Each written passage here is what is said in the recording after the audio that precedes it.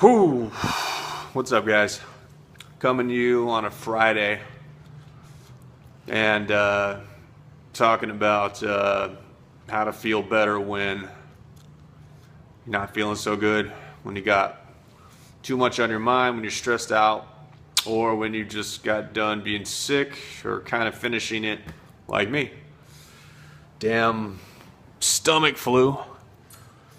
It's got me all dehydrated and everything. Need to go drink some water in a minute, but I want to talk to you guys about how important it is to keep your mindset malleable, to keep it ready to change thoughts, not to get caught in the whole doldrums of depression and like just downward spiral. Like when you start feeling bad, if you're like me, I start telling myself these stories about how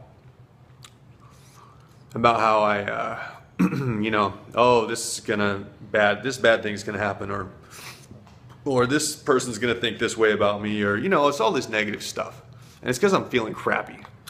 And it's because it's easier to feel crappy and believe crappy stuff, well, when you feel crappy. So what I'm trying to say is I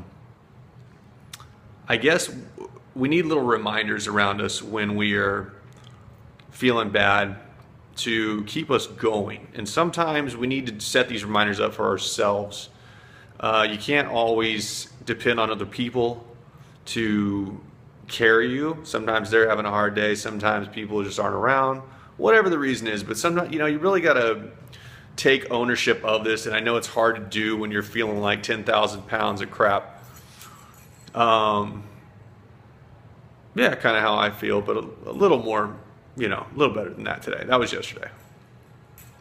And one of the reminders that I have was something that I saw a while ago online, and my girlfriend was nice enough to give it to me as a Christmas present. So thanks, babe. Really appreciate this. But I think this applies to what I'm talking about. So even got my little logo, kind of like mine. As is our confidence, so is our capacity for greatness. And I think when I read that, that it makes me take a deep breath and reminds me that I need to make confidence a state of mind rather than just a feeling. It's easy to feel confident if something good happens or you did something right. But how do you feel confident when everything else around you is like tearing you down, stress, other people, sickness, whatever it is? How are you going to feel confident when everything else is telling you to feel crappy, feel down, feel depressed? Tell yourself these bad stories.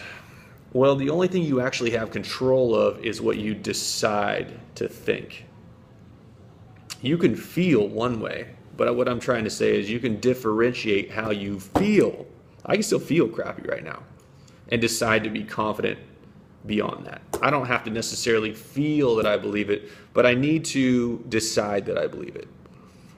And until I feel confident, my mind is just going to have to carry me through that negative emotion. So long story short, what I'm saying is when you make a decision to do something, when you make a decision to feel some way, you now have ownership of it, and you're not just a victim washing around lost at sea, all that poetic bullshit. You all of a sudden give yourself a boat and you can sail the hell out of there. I'm not saying it's going to be an easy storm, but it's a pretty good metaphor. But you can get the hell out of there. You now have a vessel of which to escape this sea which you're tossed upon with all your waves of depression and uselessness and worry and doubt and fear and stress and whatever it is. So you've taken control.